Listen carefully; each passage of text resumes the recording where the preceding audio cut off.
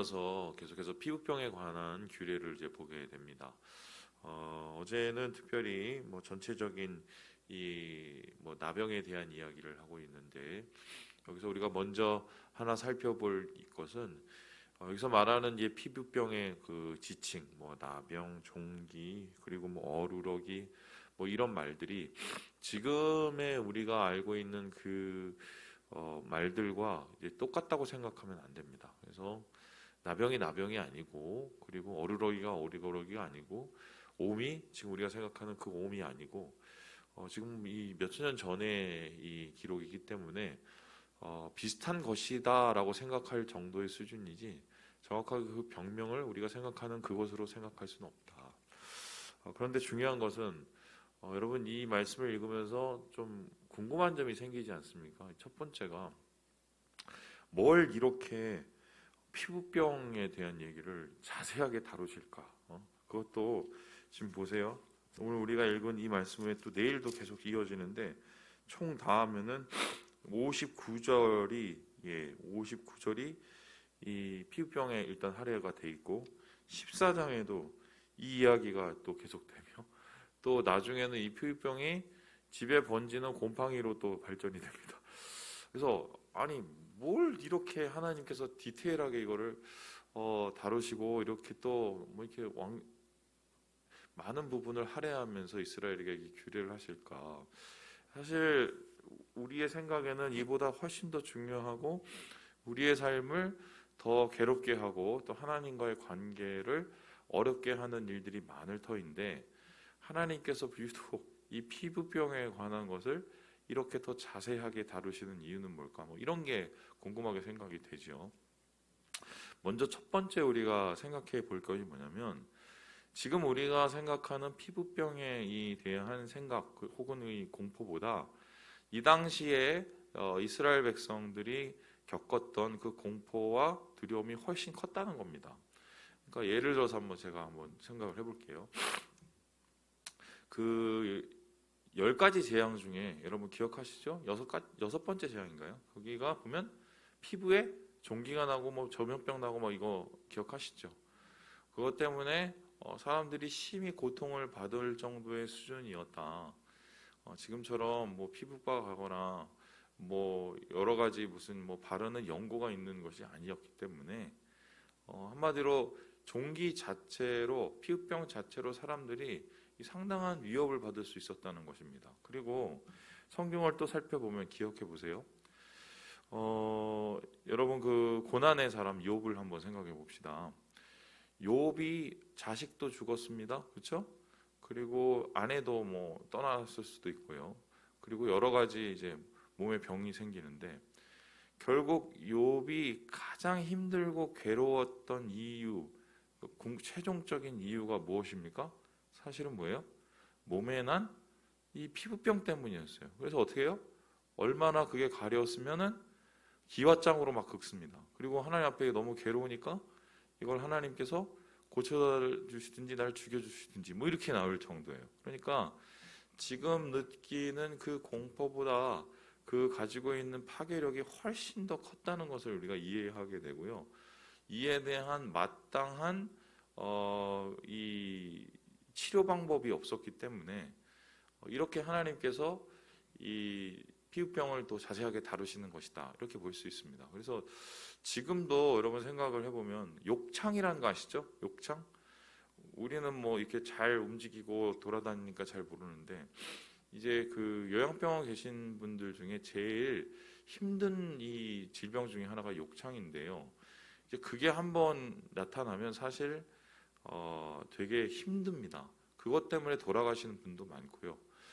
그리고 예전에 그 조선 왕조 실록의 기록을 보면은 조선 왕들이 우리의 생각에는 뭐 이런저런 뭐 스트레스나 뭐 이런 것에 시달려서 큰 병에 걸려서 죽었을 거라고 생각을 하는데요. 의외로 피부병 때문에 죽으신 분도 굉장히 많아요. 그러니까 하나님께서는 단순히 지금 우리가 생각하는 그 피부병 이상의 질병, 이스라엘 백성에게 많이 나타나는 그러한 공포를 이렇게 다루시게 되는 것이죠. 뿐만 아니라 이 피부병이 여러분 아시는 것처럼 한 사람 일개 개인이 아니라 빨리 번지고 빨리 퍼지기 때문에 이 문제를 하나님께서 이 공동체 안에서 해결하셔야 공동체의 건강과 또한 유익을 함께 추구할 수 있다. 이런 의미에서 이 피부병에 대한 부분을 깊게 하나님께서 다루고 있다는 것을 보게 됩니다. 그래서 하나님께서는 오늘 말씀 속에서 지금 세 가지의 피부병을 이야기를 하고 있어요. 18절을 보니까 종기에 대한 이야기가 나옵니다. 그렇죠?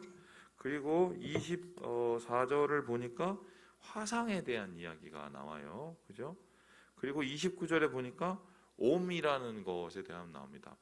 제가 군대에 있었을 때 우리 부대에 옴이 옮아갖고 정말 난리가 났어요. 근데 그때 옴은 제가 알기로는 벌레에 의한 거로 알고 있거든요. 근데 여기서 말하는 옴은 이 곰팡이균에 의한 피부병이라고 얘기를 하니까 좀 달라 보여요.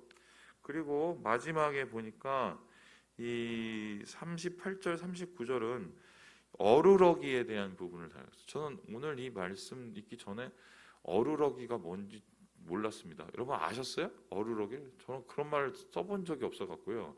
근데 이게 뭔가를 잘 살펴봤더니 어루러기가 일종의 뭐 백반 현상 뭐 이런 거하고도 관계가 있더라고요. 그래서 습진으로 볼 수도 있고 저는 잘 모르지만 그래서 이러한 다양한 이 피부병 증상을 아주 디테일하게 하나님께서 다루시면서 이것을 이 재판하는 이 소위 말해서 제사장의 역할과 그 제사장의 역할의 명령에 충성되게 지켜야 될 이 환자에 대한 이야기를 다루고 있는 것입니다. 그래서 저는 오늘 이 말씀을 보면서 특별히 좀 몇 가지 부분을 다루면서 좀 영적인 의미를 한번 새겨보고자 하는데요. 우리 첫 번째, 우리 21절의 말씀을 같이 한번 읽어보도록 하겠습니다. 21절의 말씀입니다. 시작. 그러나 제사장이 진찰하여 거기 흰털이 없고 피부보다 얕지 아니하고 빛이 엷으면 제사장은 그를 이레 동안 가두어 둘 것이며. 오늘 이 피부병에 관한 부분을 제사장이 다루고 있다는 것을 우리가 좀 눈여겨볼 필요가 있습니다. 제사장이 왜 이걸 다루고 있을까 생각을 해보면 이 당시에 의사가 없었죠. 그래서 소위 말해서 그 다른 나라조차도 그 의술이 일종의 주술 행위하고 연결되어 있어요. 그래서 의술을 펼치는 사람과 혹은 주술을 행하는 사람이 같이 이어져서 여러분 그거 아시죠? 예전에 그 뭐 영화 같은 거 보면 인디안 부족 중에 무슨 뭐 그 점쟁이 같은 사람이 막 이상한 향을 뿌리면서 낫게 하려고 막 이러는데 옛날 사실은 의술과 이 점술의 주술의 이 경계가 되게 애매모호했어요. 심지어는 여러분 아시는 것처럼 그 이발관 지금 가보면 흰색, 빨간색, 파란색 이렇게 뺑뺑뺑뺑 돌아가잖아요. 이게 뭐냐면은 우리 몸의 이 뭐 정맥, 뭐 동맥 이런 거 상징하는 건데요. 옛날에 이 수술을 할 수가 없었기 때문에 찢어지고 막 이렇게 칼로 이렇게 베이고 이렇게 되면 이발소에 가갖고 그거를 수술을 받았대요. 이발사와 외과 의사의 경계가 되게 모호하던 시절이죠. 이런 상황에서 어떻게 보면은 권위 있는 자가 이 권위를 가지고 이 사람의 증세를 파악하고 그것이 공동체에 미치는 영향을 일종의 차단을 해야 됐기 때문에 하나님께서는 이러한 부분을 제사장에게 권한을 맡기셨고요. 그리고 그 제사장은 또 그것을 맡음과 동시에 이 백성을 일종의 살리기 위해서 어쩌면 함께 하나님 앞에 나아가야 되는 책임감을 갖게 되는 거죠.